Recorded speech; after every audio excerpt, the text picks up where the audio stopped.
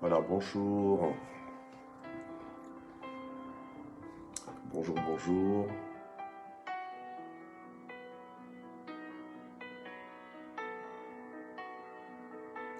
Bonjour maman Michel Brigittaille. Bonjour matin GSP. Bonjour matin jamais sans prière. Bonjour, on est à la 41e session de matin GSP de l'an 2022. Je salue papa Jean-Baptiste Yves, maman Sylvia Coueté, maman Cécilia Diamlux. Bonjour maman Régine Moulimbi, maman Yvette Kameni, bonjour. Bonjour notre CAPS, bonjour maman Mamisi Mangazita, maman Rachel Okemba, bonjour. Que Dieu vous bénisse. Bonjour papa Francis Okito. Bonjour maman Henriette Grace Faveur, maman Annie Mbaya. Bonjour, bonjour, soyez bénis dans le nom de Jésus. Bonjour Kapia Faluto, maman Lily Lengema, maman Marie Chantal. Bonjour, bonjour. Maman Rosette Nzeza, bonjour. Voilà, bonjour maman Marie-Josée Jacquemin, maman Malila Mukukuyengo. Maman Mamine Songo, bonjour, bonjour. Maman Kachombe, bonjour. Bonjour Mère Mime. Bonjour à tous. Bonjour ce matin. Bonjour maman Ado. Maman Sylvie Taureau, bonjour. Bonjour, soyez les bienvenus. Bonjour à Auditeur, maman Natsmet. Maman Patricia Mounsadi, bonjour. Voilà, bonjour. Je vous salue dans le nom puissant de Jésus. Gloire au Seigneur. Bonjour maman Anne-Émilie. Maman Nicole Mbimbi. Maman Laurentine Goy. Maman Hortense Baka, bonjour. Voilà, bienvenue à vous, chers propriétaires de Matin GSP.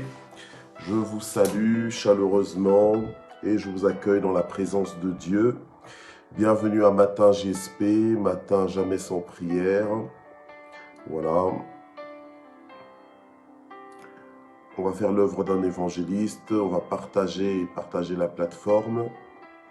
Voilà, bonjour à tous, bonjour maman Popol Akewa, bonjour maman Ati. Je vous vois, je vous salue dans le nom de Jésus. Bonjour maman Guylaine. Voilà, bonjour maman Marie Chantal Cassanda. Bonjour notre diacre papa, bienvenue, Nsiona. Bonjour notre royal Jacques Kimo. Soyez bénis au nom de Jésus. Maman Mina Okemba, bonjour. Maman Jeanne Boteti, bonjour. Voilà. Bonjour à tous, soyez les bienvenus. Alors nous allons prier et nous allons recevoir la parole de vie que le Seigneur nous envoie ce matin. Gloire au Seigneur, alléluia. Ok. Père, nous voulons te remercier pour ce matin. Nous voulons te remercier pour la grâce que tu nous accordes. Nous voulons te remercier, Seigneur, pour le bonheur de nous retrouver ensemble ce matin encore. Alléluia, sur cette plateforme de Matin GSP. Alléluia, et nous prions pour que, Seigneur, tu puisses nous visiter, que ta présence fasse la différence dans nos vies ce matin encore. Alléluia, que tu nous fasses du bien, que tu touches nos cœurs avec ta parole et que, Seigneur, nous puissions aussi passer du temps, Seigneur, devant ton trône.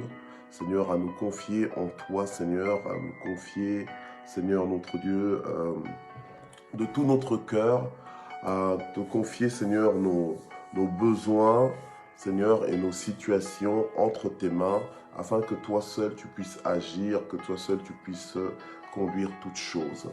Je prie que tu touches notre entendement, que tu touches nos cœurs, que tu ouvres nos yeux, afin que nous puissions voir ce que nous ne voyions pas, afin que nous puissions comprendre ce que nous n'avions pas compris jusque-là, au nom puissant de Jésus. Amen. Gloire au Seigneur. Alors ce matin, nous allons recevoir une parole que j'ai intitulée Vivre avec ce que tu as. Vivre avec ce que tu as. Amen. Gloire au Seigneur. Alors nous allons ouvrir nos Bibles dans le livre de 1 Roi chapitre 17. 1 Roi chapitre 17 et nous allons lire à partir du verset 8 jusqu'au verset 16. 1 Roi chapitre 17, verset 8 jusqu'au verset 16. Gloire au Seigneur. Amen. Voilà, attendez, je veux juste vérifier quelque chose au niveau du volume. Voilà. Vivre avec ce que tu as. Amen. Voilà. Alors nous sommes toujours dans le mois de l'inventaire où nous sommes en train de mettre l'accent et nous sommes en train de mettre l'accent sur la prise de conscience de ce que nous avons, mais aussi de ce que nous n'avons pas. Donc en fait, c'est vraiment, je dirais, un exercice équilibré. Dans le sens que, on ne va pas voir que ce que nous n'avons pas, ou bien que ce que nous avons, mais en fait, on veut faire l'inventaire dans nos vies pour pouvoir être conscient de ce que nous n'avons pas et de ce que nous avons. Mais en fait, l'accent ici est plus mis sur le fait que c'est ce que nous avons qui compte. Voilà, ok? C'est ce que nous avons qui compte le plus. Et donc, nous voulons être transformés dans notre mentalité, dans notre approche de la vie, dans notre quotidien. Nous voulons être transformés au point de ne plus nous laisser paralyser par ce que nous pensons ou enfin ce que nous constatons ne pas avoir, voilà, ne pas passer trop de temps là-dessus, mais passer plus de temps à travailler et à vivre avec ce que nous avons, voilà, ok, à fonctionner avec ce que nous avons. Donc, en fait, ça va faire de nous des personnes qui ne nous plaignons plus, des personnes qui sommes, comment on va dire, satisfaites, voilà, des personnes satisfaites de leur Dieu, satisfaites de la situation dans laquelle on est, voilà, et des personnes qui vont se sentir adéquates, voilà, donc des personnes qui vont se sentir équipées. Vous savez, des fois, on a ce sentiment d'être inadéquat. Ah ben tiens, je suis pas prêt. Oh, tiens, je n'ai pas assez. Voilà. Donc, toujours ce sentiment de manque, alors que nous sommes full option. Voilà. En Dieu, nous sommes full option. Nous sommes pleinement équipés. Ok? Et c'est ça justement. Le diable est content de voir que tu n'es jamais satisfait, de voir que tu ne te sens jamais approprié, tu ne te sens jamais équipé pleinement, tu ne te sens jamais assez, tu ne te sens jamais capable, voilà. Donc le diable s'amuse avec ça. Il est bien content de te voir faible, de te voir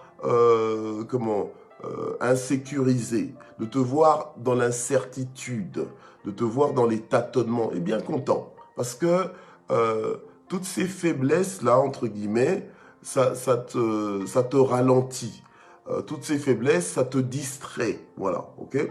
Donc, nous voulons apprendre à faire l'inventaire, surtout pour réaliser que nous avons plus que les choses, nous avons plus de choses en fait, nous avons plutôt de quoi nous réjouir, plutôt que plus de choses à nous plaindre. Voilà. Des fois, nous pensons que tiens, j'ai pas ça, et donc du coup, c'est peut-être juste une chose qui te manque, et toute ta vie est conditionnée par cette chose qui manque. Non.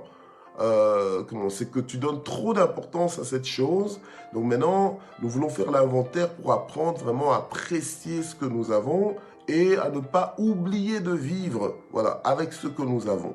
Parce que c'est ça la chose, c'est que nous oublions carrément de vivre avec ce que nous avons parce que nous nous souvenons trop de ce que nous n'avons pas. Voilà. Donc et ça fait de nous des personnes, on va dire, bancales, hein, des personnes titubantes. Donc voilà, hein, on n'est pas très stable à cause simplement des choses qu'on constate que tiens, ben ça j'ai pas là. Voilà, ok. Voilà. Alors maintenant on va lire dans 1 Roi, chapitre 17, versets 8 à 16. Ok? Alors, la Bible dit ceci. Alors, on est dans un épisode de la parole de Dieu où on voit Élie, le prophète Élie, qui va chez la veuve de Sarepta. Ok? Alors, la Bible nous dit ceci. Alors, la parole de l'Éternel lui fut adressée en ces mots. Lève-toi et va à Sarepta, qui appartient à Sidon. Reste-y. Voici que j'y ai ordonné à une veuve de te nourrir. Ok? Voilà. Alors, et il se leva et il s'en alla à Sarepta. Comme il arrivait à l'entrée de la ville, voici qu'il y avait là une veuve qui ramassait du bois. Il l'appela et dit, « Va me chercher, je te prie, un peu d'eau dans un récipient, afin que je boive. » Voilà. Ok. On va y aller progressivement pour un petit peu tirer, tous les trésors de la révélation de cette parole ce matin. D'accord? Voilà. Donc, Élie, le prophète Élie, est serviteur de Dieu. D'accord? Voilà. Donc, c'est un homme déjà spécial parce que c'est un homme qui est mandaté. D'accord? Voilà.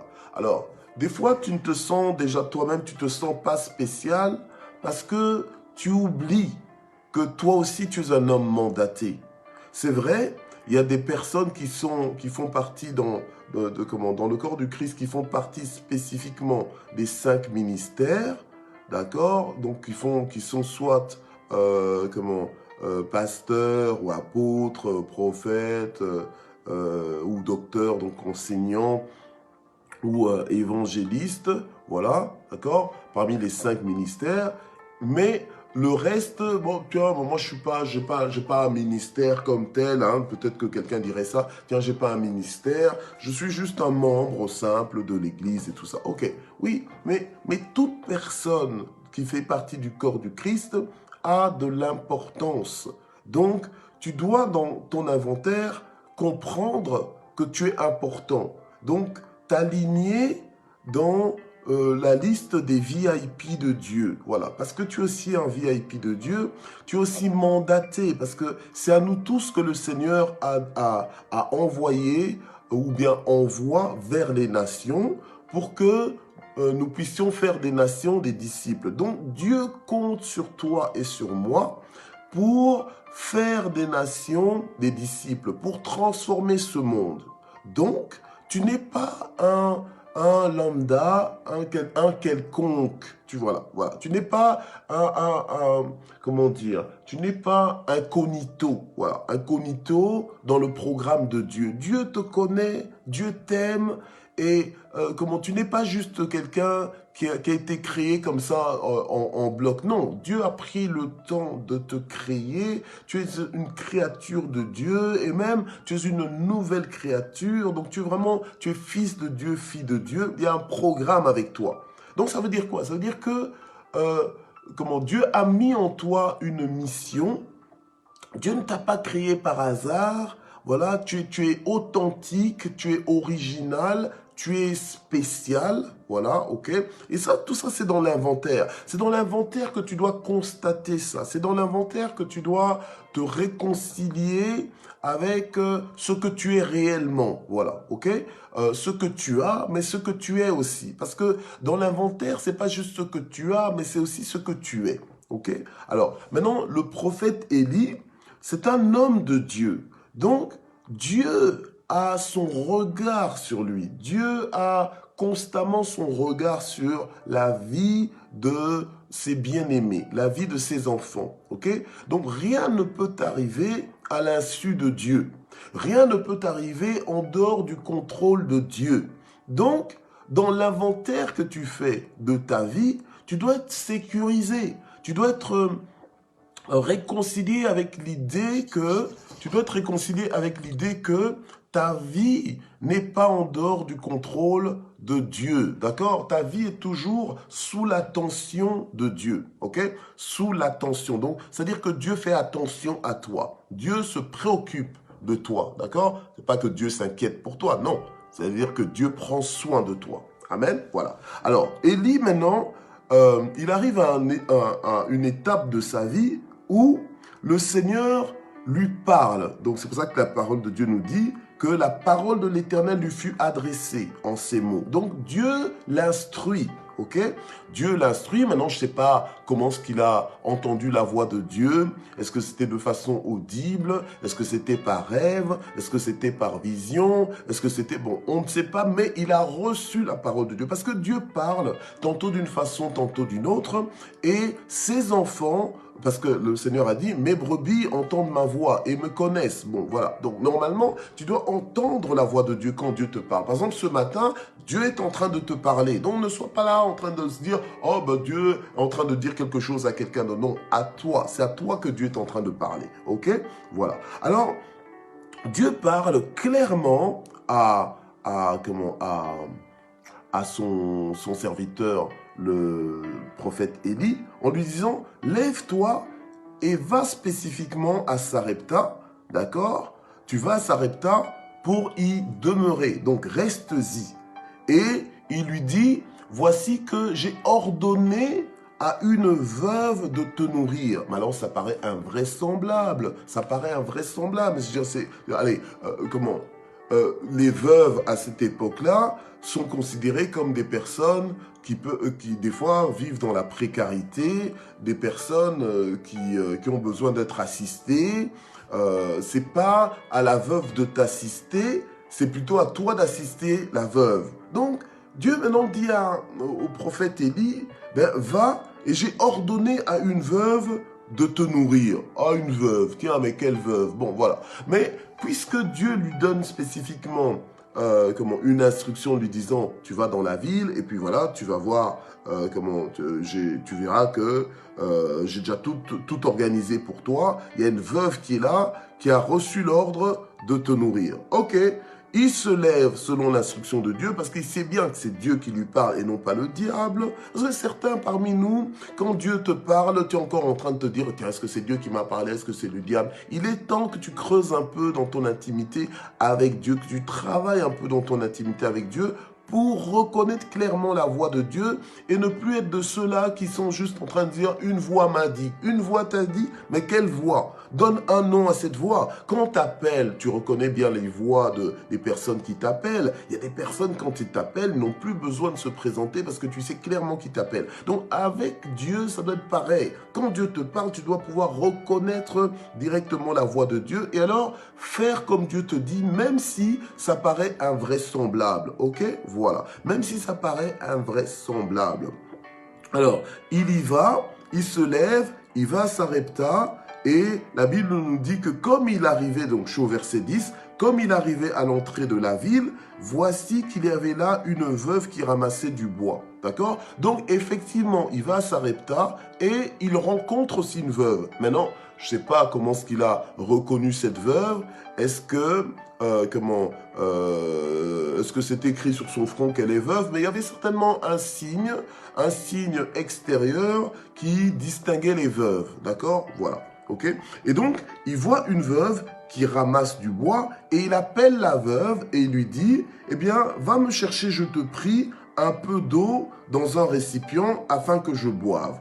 Et qu'est-ce que la veuve va faire? Eh bien, la veuve, elle alla en chercher. Donc voilà, donc elle était dans un mode hospitalité. Moi, je me souviens quand on était plus jeune, parce que bon, j'ai aussi vécu au Congo, hein, comme certains le savent. Voilà. Souvent, quand les gens passaient au Congo, à cette époque-là, puisque mon père est professeur d'université, donc on vivait au campus universitaire de Kinshasa. Et bien, quand les gens passaient devant chez nous ou bien à côté de chez nous, ben, ils avaient le droit, même si c'était des parfaits inconnus, de demander de l'eau. Voilà. De demander de l'eau, il s'arrêtait et puis dit ah, tiens, est-ce que je pourrais avoir un verre d'eau? Ben, tout bonnement, ben voilà, on accordait de l'eau, voilà, et puis on discutait un peu, mais bon, pas les enfants, mais les adultes, voilà, ok? Et on donnait de l'eau à quelqu'un, et en fait, il y avait quand même ce sens d'hospitalité et et de solidarité, voilà. Donc, le prophète Élie, il arrive, il demande de l'eau, ben, la veuve, ben, elle va chercher de l'eau et lui apporte. Alors, la Bible nous dit que il appela de nouveau et il dit, va me chercher, je te prie, un morceau de pain dans ta main. Ok, bon voilà. Tu demandes de l'eau et tu vois que ça marche et puis voilà, maintenant tu demandes autre chose. Hein. Bon, tu demandes qu'on te dresse une table en fait. Ok, bon ça c'est mon petit commentaire. Ok, donc va me chercher, je te prie, un morceau de pain dans ta main. Alors, c'est là qu'elle va répondre. Et vous savez, lorsque tu sais que tu es enfant de Dieu, il faut savoir qu'il n'y a pas de hasard dans ta vie. En fait, tes pas sont ordonnés par Dieu, d'accord? Et c'est là qu'elle va répondre. Elle dit, l'Éternel, ton Dieu, est vivant. Je n'ai rien de cuit. Je n'ai qu'une poignée de farine dans un pot et un peu d'huile dans une cruche. Donc, elle savait ce qu'elle avait. Voilà, ok? Elle savait ce qu'elle n'avait pas et elle savait aussi ce qu'elle avait. Donc, elle dit, ben, au niveau nourriture, ok? Nourriture, eh ben, je n'ai rien de cuit. Donc, je n'ai rien de prêt pour mettre directement en bouche. Mais tout ce que j'ai, c'est une poignée de farine dans un pot et un peu d'huile dans une cruche. Alors, qu'est-ce qu'elle rajoute encore? Elle dit, me voici en train de ramasser 2 morceaux de bois, puis je rentrerai, je préparerai cela pour moi et pour mon fils, et nous mangerons, après quoi nous mourrons. Voilà. Donc, en fait, elle a fait l'inventaire de ce qu'elle avait, de ce qu'elle n'avait pas, et l'inventaire qu'elle fait la met dans le désespoir. Voilà, la met dans le désespoir. Pourtant, elle parle d'un Dieu qui est vivant. Voilà, ok? Elle parle d'un Dieu qui est vivant et elle croit aussi en Dieu. Mais bon, voilà, elle pense que par rapport à ce qu'elle a et par rapport à ce qu'elle n'a pas, elle est à la fin de sa vie. Voilà. Combien parmi nous se sentent pas des fois à la fin de leur vie parce que voilà, ils ont fait le constat et puis se disent oh ça n'ira pas et du coup je stresse, du coup je m'apprête à comment hein, à ce que ce soit la fin de mon monde, etc., etc. Mais cette femme, elle avait la même attitude, elle était complètement désespérée, découragée. Voilà. Elle dit après quoi nous mourrons. Voilà. Donc après quoi c'est la fin. Donc après quoi il n'y a pas d'espoir en fait. Donc c'est la fin. Donc nous mourrons. Voilà. Ok. Et Élie va maintenant lui dire parce que vous savez, des fois quand Dieu veut t'utiliser, faut pas croire que Dieu veut t'utiliser pour juste vider ta provision, vider ce qui est entre tes mains, ou bien gaspiller ton temps, te perturber. Non, quand Dieu t'ordonne de faire quelque chose de spécifique pour son œuvre, voilà, parce que le fait d'envoyer Dieu vers une veuve, la veuve de Sarepta, c'était pas pour appauvrir la veuve, parce que dans notre logique à nous, on pourrait penser, mais tiens, mais Dieu, tu t'es complètement trompé dans ton calcul, c'est pas c'est pas vers la veuve que tu devrais envoyer ton prophète, c'est plutôt vers une riche sunamite, ou bien, je sais pas moi, quelqu'un d'autre, mais qui a les moyens, mais pas vers quelqu'un qui est dans la précarité, qui devrait se faire assister. Voilà, ok? Mais quand Dieu choisit de le faire, faisons confiance en Dieu, d'accord? Parce que Dieu, en envoyant son prophète vers la veuve, en réalité, c'est la veuve qu'il voulait bénir. Voilà. Donc, humainement parlant, toi, quand tu lis ça, tu as l'impression que, tiens, on dirait que c'est la veuve qu'on veut appauvrir. Non, on veut... Allez, voilà. Donc, c'est genre, mais tiens, comment tu lui as déjà retiré son mari, et maintenant, tu vas encore lui retirer ses dernières ressources. Mais non, pas du tout. Bien au contraire, c'est Dieu qui est en train de t'envoyer ton miracle. Voilà, ok? Souvent, Dieu va faire des miracles avec ce qui nous reste en main, avec ce que nous avons. Et non pas avec ce que nous n'avons pas, mais avec ce que nous avons. Voilà. Alors, c'est comme ça que Élie va venir. Et on a l'impression que Élie est sans pitié, que Élie, le prophète Élie n'est qu'un égoïste. Voilà, on a l'impression qu'il n'est qu'un égoïste, qui ne pense qu'à son ventre. Voilà, et il ne pense pas aux autres. Voilà, effectivement, quand tu l'entends dire ceci, verset 13, Élie va dire, sois sans crainte, rentre et fais comme tu l'as dit, seulement prépare-moi d'abord avec cela un petit gâteau et tu me l'apporteras et tu en feras ensuite pour toi et pour ton fils. Voilà. Donc, Alors, tu te dis, mais tiens, mais ce monsieur, hein, au lieu même de dire maintenant je vais me sacrifier pour l'enfant, hein, que l'enfant mange, non, il pense à lui, il s'inclut maintenant dans la liste des invités, dans la liste des personnes qui doivent manger, et en plus, il se met en priorité. Ah, voilà. Alors, dans notre logique à nous, on pourrait se dire, mais tiens, mais on est où là? Voilà, on est où? Attention, attention, faut faire attention.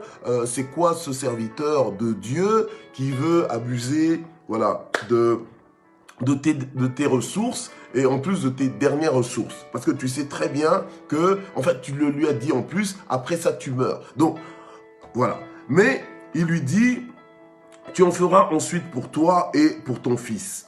Alors, il continue en disant, il prophétise. Donc, il parle de la part de l'Éternel. Voilà. Il donne la pensée de Dieu pour le moment et pour l'instant. Il lui dit, car ainsi parle l'Éternel, le Dieu d'Israël, le pot de farine ne s'épuisera pas, la cruche d'huile ne se videra pas, jusqu'au jour où l'Éternel enverra la pluie à la surface du sol. Donc, en fait, il lui prophétise que, en ce qui la concerne, pas forcément en ce qui concerne les pots d'huile des autres, mais les pots d'huile de celle qui va obéir aux instructions de Dieu. Alors, pourtant, Dieu avait dit, j'ai ordonné à une veuve de te servir. Donc, normalement, on pourrait penser que la veuve, en voyant le prophète, aurait dit, ah oui, Dieu m'avait parlé de toi, oui, Dieu m'avait déjà préparé, il m'avait montré en rêve que je m'occupais de toi, donc je vais m'occuper de toi puisque je te vois, même si ça n'a aucun sens pour moi, mais je crois que c'est la volonté de Dieu. Non, finalement, le prophète Élie doit presque forcer les choses, doit presque insister, doit presque expliquer à la femme que serre-moi, voilà, ok? Et il lui donne une promesse de la part de Dieu que les provisions, dans ce qu'elle pensait qu'il ne serait pas assez pour vivre, eh bien, il déclare une parole en disant que, eh bien, il y en aura assez jusqu'à ce que le Seigneur change les temps et les circonstances. Eh bien, tu ne manqueras de rien, tu ne manqueras pas d'huile, tu ne manqueras pas de farine. Voilà, ok? Donc, souvent, nous paniquons, souvent, nous concluons vite, parce que nous pensons que, tiens, que nous n'avons pas assez, parce que, voilà, c'est pas suffisant, voilà, comment est-ce qu'on va faire? Et on se pose des questions, on attrape même des cheveux blancs avant l'heure, on attrape des rides avant l'heure, etc., parce que là, t'es crispé et tout ça, et donc finalement, même, ton visage, il se crispe, il reste crispé, voilà, donc quand on te voit, t'es toujours crispé et tout, angoissé, angoissé comme quelqu'un qui n'a pas Dieu, parce que t'es toujours dans des calculs, mais dans des calculs strictement humains. Mais lorsque tu marches avec Dieu et que tu fais l'inventaire, oui, tu constates qu'il y a des choses que tu n'as pas, mais avec les choses que tu as, n'oublie pas de vivre. Voilà, ok? Avec les choses que tu as, n'oublie pas de vivre. Ne commence pas à projeter de mourir, hein, avec ça, que tu n'auras pas assez. Non, Dieu est le Dieu des miracles. Il sait ce qu'il a mis dans ta main. D'accord? Il sait ce qu'il a mis dans ta main. Moi, par exemple, je dirais avec mes enfants biologiques, bon, je sais ce que je mets dans leurs mains, comme argent de poche, etc., etc. Je sais, j'ai même un œil, parce que bon, là, ils sont encore mineurs, j'ai même un œil sur leur compte bancaire personnel, donc je sais voir ce qu'ils ont, je sais même voir leurs dépenses, et des fois même, je leur demande, tiens, est-ce que tu as encore assez? Tiens, est-ce que tu as ceci, tu as cela? Donc voilà, et notre Dieu, qui est responsable, il sait où ce que nous en sommes. Donc, nous n'avons pas besoin de stresser, je veux dire, outre mesure, ou de nous inquiéter pour notre vie. Même la Bible le dit. Hein? Ne vous inquiétez de rien. Et nous, on est là, on est en train de s'inquiéter parce que je fais l'inventaire et je vois que, où ça va pas. Non. Normalement, l'inventaire que tu fais doit te rendre aussi responsable pour te préparer. Voilà, si tu penses que tiens, que tu n'as pas, mais tu te prépares, mais pas toujours te préparer au pire. Faut te préparer à ce que, voilà, que ça pleuve encore. Faut te préparer à ce que Dieu pourvoie à nouveau. Faut être prêt pour ça. Pourquoi toujours aller dans le mauvais sens Et quand tu vas justement dans le mauvais sens, tu montres à Dieu que tu n'as pas foi en lui, que tu n'as pas foi en sa parole, que tu ne lui fais pas confiance. Voilà, d'accord? C'est pour ça que tu as des peurs, c'est pour ça que tu t'inquiètes, c'est pour ça qu'au lieu de vivre, tu es déjà en train de t'enterrer. Voilà, ok? Comment j'ai lu un livre, c'est un livre de Daniel Kolenda qui dit, en fait, le titre, il est parlant, parce qu'il dit, vie avant de mourir. Voilà. Hein? Donc, il faut vivre avant de mourir. Parce qu'il y a des gens, en fait, qui sont déjà morts, hein, avant même de vraiment mourir, ils vivent pas, ils sont morts. Voilà, parce qu'ils sont toujours dans l'angoisse par rapport à, c'est souvent par rapport à ce que j'ai pas, ou je pense que j'ai pas assez, etc., etc. Mais il est temps de vivre avec ce qu'on a, ok? Alors, le prophète Élie donc donne cette instruction à la veuve, et gloire au Seigneur, quand Dieu prépare quelqu'un, quand Dieu est favorable aux voies d'un homme, il dispose favorablement à son égard même ses ennemis. Donc, les cœurs des personnes qui auraient pu te résister, Dieu va les incliner en ta faveur. Du coup, la veuve est allée, elle a fait selon la parole d'Élie, et la Bible nous dit que pendant longtemps, elle eut de quoi manger, et elle et sa famille, ainsi que lui. Donc le pot de farine ne s'épuisa pas, et la cruche d'huile ne se vida pas, selon la parole que l'Éternel avait dite par l'intermédiaire d'Élie. Maintenant, ce passage où on voit un miracle se faire, voilà, alors qu'elle a été obéissante quelque part aux instructions de Dieu, alors que malgré la logique humaine, elle a fait confiance en Dieu, voilà, ça a déclenché son miracle, mais avec ce qu'elle avait. Ça nous fait penser un petit peu au miracle de cette veuve qui est allée aussi voir un prophète et pour lui dire que voilà, les créanciers vont venir. Et puis le prophète lui dit, ben tiens, va récolter plusieurs pots et puis tu t'enfermes à la maison avec tes fils et tu remplis avec l'huile que tu as à la maison, tu remplis les récipients. Et donc, elle va le faire. Et après, qu'est-ce qu'on lui dit? On lui dit, ben, écoute, va maintenant, tu vends tous les pots d'huile que tu as. Et avec le reste, tu vivras. Tu vivras avec ce que tu as. Donc, c'est pour ça que il est temps d'apprendre à vivre. N'arrête pas ta vie à cause de ce que tu n'as pas encore ou à cause de ce que tu es en train d'attendre. Vis déjà, continue de vivre et vis pleinement avec ce que tu as, ok? Profite de la vie c'est maintenant. Oui, la vie c'est maintenant, c'est quand tu vas vivre, c'est maintenant que tu vas. Et vivre c'est pas juste exister comme ça, voilà. Donc vivre c'est vraiment, c'est prendre sa vie en main, c'est orienter sa vie, c'est apprécier sa vie, c'est réaliser que c'est un privilège d'être vivant, voilà, et c'est de saisir les opportunités que Dieu te donne, alléluia, pour célébrer Dieu, célébrer sa fidélité et avancer, voilà, ok? Alors, faut pas vivre au rythme des circonstances, ou bien au rythme au rythme de ce monde, ou bien au rythme du pays, ou bien au rythme de la devise. Non. Toi, tu dois vivre au rythme du royaume de Dieu, d'accord? Voilà. Tu dois vivre au rythme du royaume de Dieu. Il faut que ta vie soit à la dimension de la vie du royaume, ok? Au point que ça va interpeller les nations, parce que les nations vont se dire, mais tiens, c'est bizarre. Toi, tu vis comme vivant dans un autre monde. Mais effectivement, tu vis comme vivant dans un autre monde parce que tu vis régi par les principes du royaume de Dieu. Et les principes du royaume de Dieu sont des principes excellents, des principes fidèles, des principes sur lesquels tu peux compter, voilà, des principes solides, des principes souverains et des principes idéaux, voilà, idéaux et réels, d'accord? Voilà, c'est les meilleurs principes qui peuvent te donner une qualité de vie extraordinaire, voilà, en paix, et en provision, de toutes sortes de provisions, voilà, quels que soient les besoins. Ok?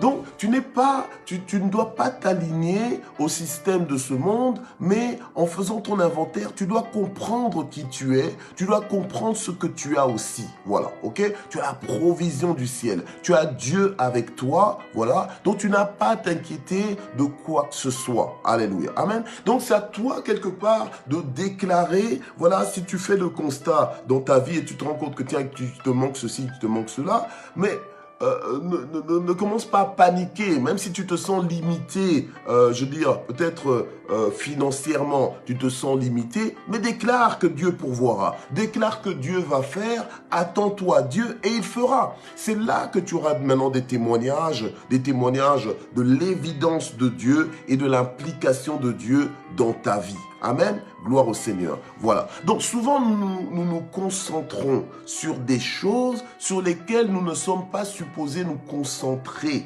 Des fois, en fait, nous nous concentrons sur des choses qui nous épuisent, des choses qui nous distraient du mandat qui est placé dans nos vies. Voilà, nous nous inquiétons alors que nous ne sommes pas supposés nous inquiéter, nous paniquons alors que nous ne sommes pas supposés paniquer. Donc en fait, on est distrait, on a des regards, on a l'attention sur des choses ou des points sur lesquels nous ne sommes pas supposés nous inquiéter. C'est pour ça que la parole de Dieu nous dit, recherche premièrement le royaume de Dieu et sa justice et le reste te sera donné par-dessus tout. Pourquoi? Parce que la priorité, c'est l'avancement du royaume. C'est le fait de rechercher à ce que le royaume soit répandu au travers, par notre ministère, au travers le monde. Voilà. Ok? Alors quand tu commences à te préoccuper de « Oh, j'ai pas ceci, oh, je suis pas adéquat, oh, j'ai pas encore ci, j'ai pas encore ça », c'est comme ça qu'il y a beaucoup de personnes qui disent « Non, je fais d'abord ci et puis après je servirai le Seigneur ». Est-ce que tu ne sais pas servir le Seigneur et pendant que tu sers le Seigneur, tu es en train le Seigneur lui-même va faire venir ce que tu es en train de rechercher. Pendant que tu sers le Seigneur va s'occuper de toi.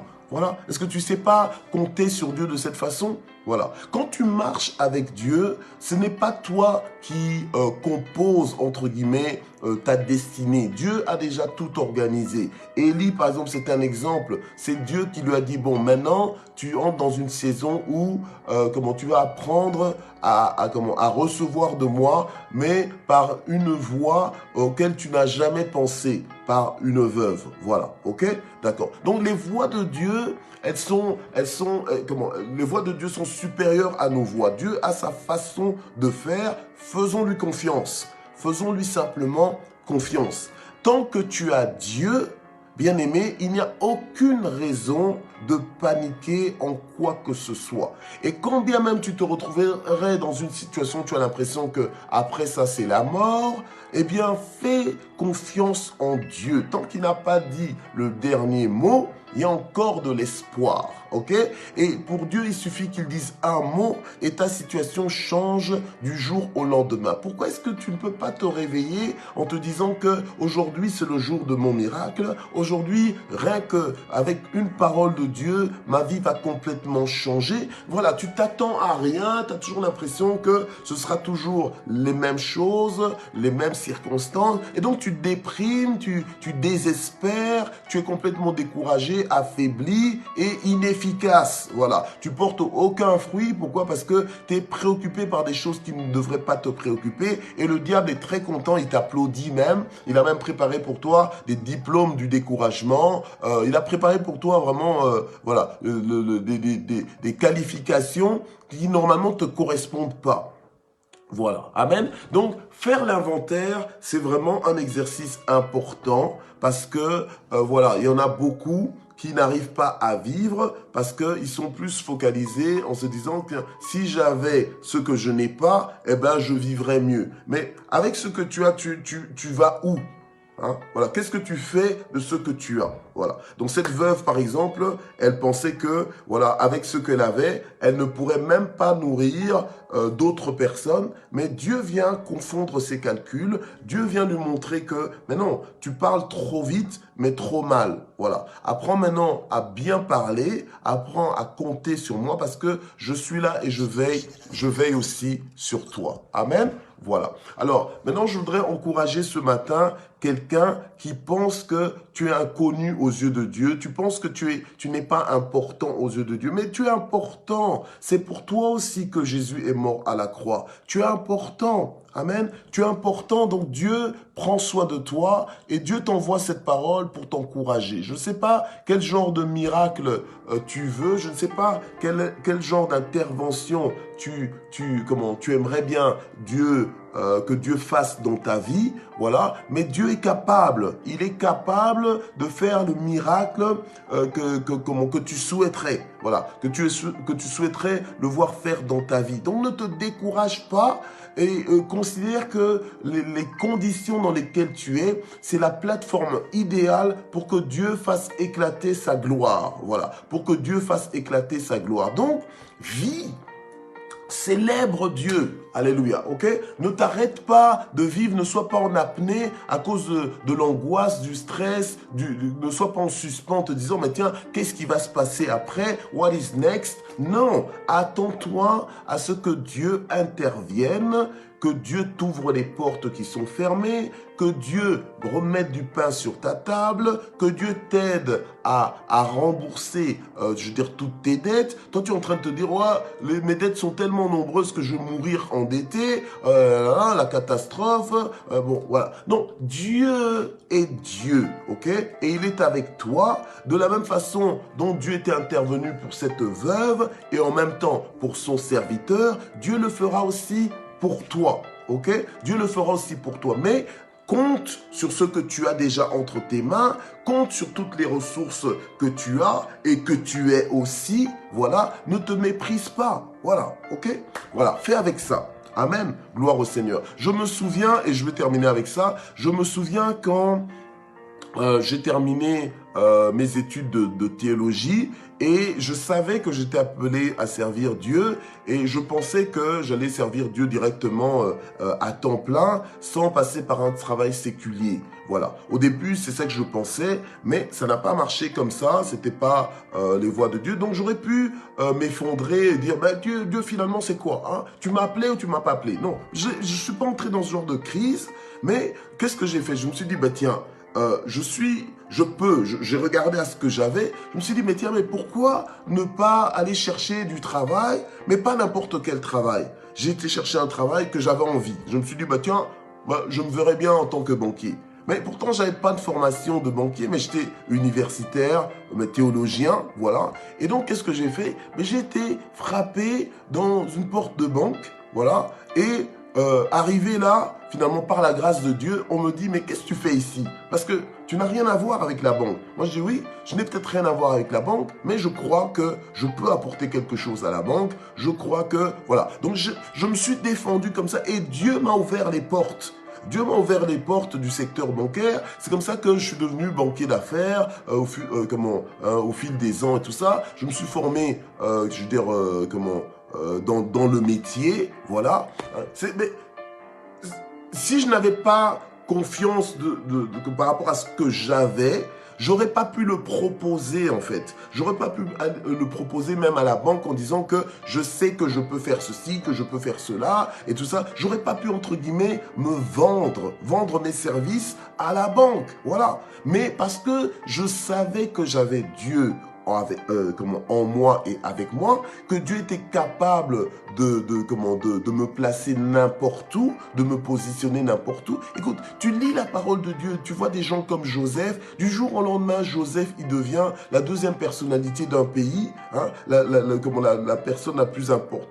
deuxième personne la plus importante de l'Égypte, après Pharaon, voilà, et tu veux juste lire ça pour Joseph et toi-même ne pas vivre ça. Moi je l'ai vécu, voilà, ok? Je l'ai vécu, donc Dieu m'a ouvert des portes extraordinaires, voilà. Ok, mais je savais qu'au fond du moi, à un moment donné, Dieu allait me dire, bon maintenant t'arrêtes tout ça et hop, uniquement le ministère et c'est là où je suis aujourd'hui. Amen, voilà. Donc n'oublie pas de vivre avec ce que tu as.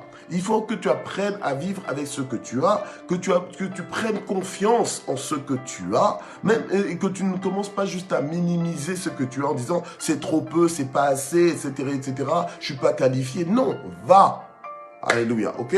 Va avec ça, travaille avec ça, voilà, et compte sur Dieu et tu verras les miracles que le Seigneur fera. Amen? Voilà, gloire au Seigneur. Nous allons prier. Seigneur notre Dieu, nous te remercions, Seigneur, parce que tu ne fais rien par hasard et tout ce que tu fais est parfait.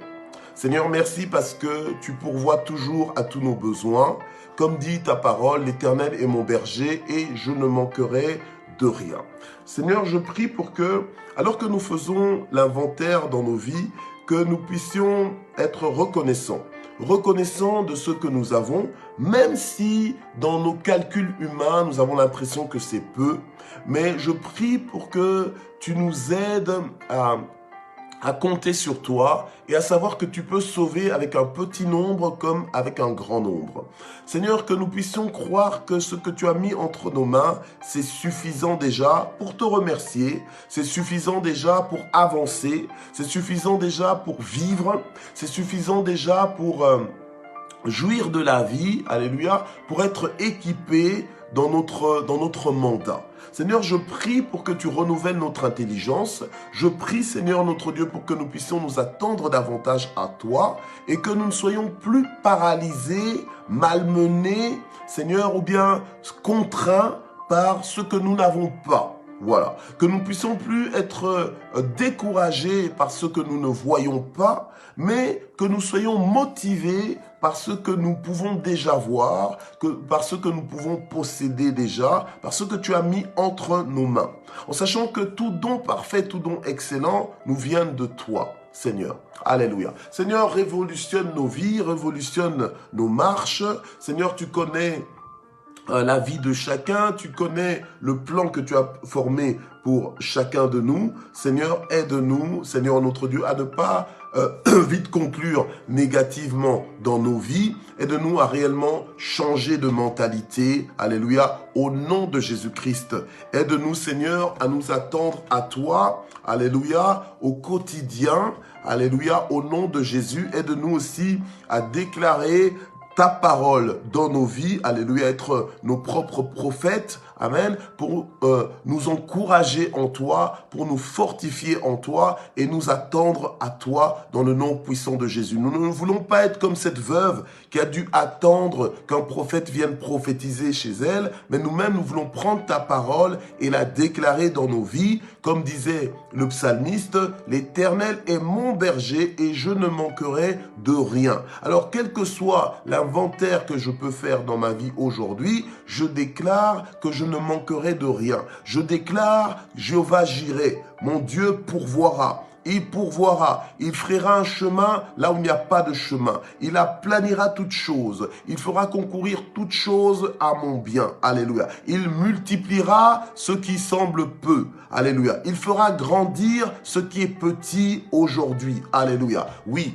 Pour moi, tu dresseras une table en face de mes adversaires. Tu me rassasiras même dans les lieux arides, au nom puissant de Jésus. Tu assouviras ma soif, alléluia, au nom de Jésus. Tu me mettras au large, tu me mettras à l'aise, je le crois. Tu t'occupes de tout, alléluia, au nom puissant de Jésus. Je refuse l'inquiétude, je refuse l'anxiété, je refuse le stress, je refuse la dépression, je refuse le découragement, je refuse l'épuisement physique, intellectuel, spirituel. Je refuse cela dans ma vie, dans le nom puissant de Jésus. Ta parole nous dit que les jeunes gens se fatiguent et se lassent, mais ceux qui se confient en l'Éternel renouvellent leurs forces et prennent l'envol comme l'aigle. Je prie que mes forces soient renouvelées en ce jour. Je prie que mon espérance soit renouvelée en ce jour, que mon espérance soit affermie en toi dans le nom puissant de Jésus-Christ. Alléluia. Je prie que je ne promène point des regards inquiets parce que toi-même, tu me soutiendras par ta droite triomphante. Alléluia. Je déclare ton soutien dans tous les dossiers de ma vie. Je déclare ton intervention miraculeuse dans tous les dossiers de ma vie dans le nom puissant de Jésus. Que les dossiers qui étaient encore bloqués hier soient débloqués ce matin. Que les dossiers qui étaient encore fermés hier soient ouverts ce matin. Que les dossiers qui étaient en bas de pile se remontent en tête de pile au-dessus de la pile afin qu'ils soient traités et que ce cas soit classé, que ce cas soit terminé, alléluia, et que je vive des conséquences heureuses au nom puissant de Jésus-Christ. Seigneur, toi seul, tu prends soin de nous. Nous n'avons à nous inquiéter de rien. Alléluia. Seigneur, nous voulons jouir de la vie que tu nous donnes. Nous voulons saisir l'opportunité de célébration que tu nous donnes chaque jour pour te célébrer en tout temps. Comme dit le psalmiste, je bénirai l'Éternel en tout temps et sa louange sera toujours dans ma bouche. Je veux, Seigneur, vivre dans l'expression que ce que mon Dieu fait est parfait en tout temps. Je veux avoir cette attitude, je veux avoir ce regard au nom puissant de Jésus, quel que soit le type d'inventaire que je peux faire dans ma vie. Je prie pour que je reste inébranlable, je prie pour que je reste confiant, alléluia, espérant contre toute espérance, alléluia, et que je puisse avoir des témoignages de ta fidélité, des témoignages de ton intervention, des témoignages des grands miracles que tu es en train de faire dans ma vie et que tu feras encore dans ma vie, au nom puissant de Jésus-Christ.